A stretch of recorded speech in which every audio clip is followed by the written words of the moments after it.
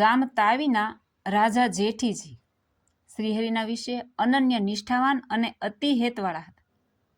એમના ભાઈ અદાભાઈ અને અખોભાઈ પણ એવા જ હેતવાળા હતા. સંસારમાં રહ્યા છતાં જળકમળ રહીને શ્રીહરિનું ભજન કરતા હતા. જો કોઈ હરિભક્તને પીડે કે સત્સંગનું ઘસાતું બોલે તો તેઓ દંડ કરતા.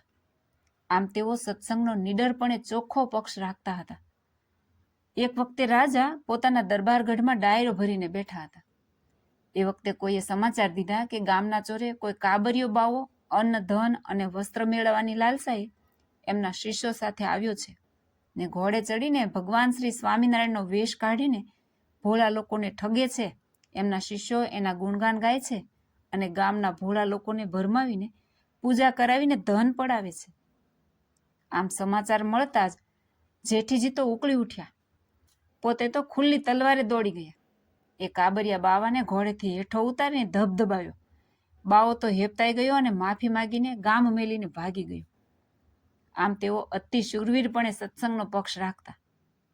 જેઠીજીના પત્નીનું યુવા અવસ્થામાં જ મૃત્યુ થયું.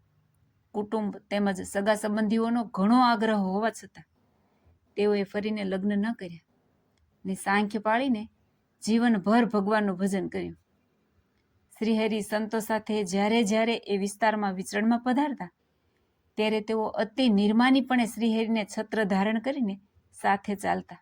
ત્યારે સંવત 1886ની સાલમાં જેઠ સુધી દશમીએ શ્રીહરિ સ્વધામ સિધાવ્યા ત્યારે એમને બહુ ખેદ થયો.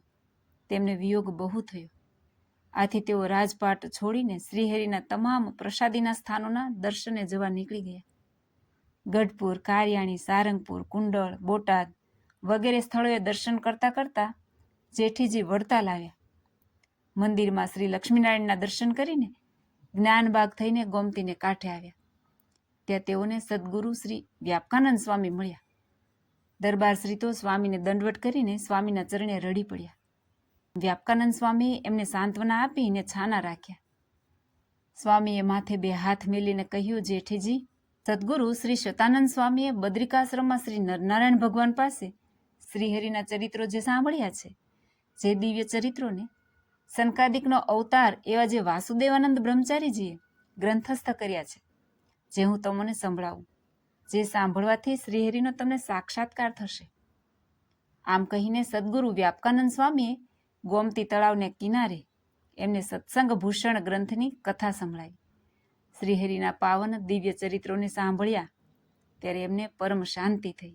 વિશેષ આવા ચરિત્રો સાંભળવા માટે હિન્દુ ગોડ લાઈફ ચેનલને સબસ્ક્રાઈબ કરજો અને આ વિડીયો ગમ્યો હોય તો એક લાઈક જરૂરથી કરજો. જય સ્વામિનારાયણ.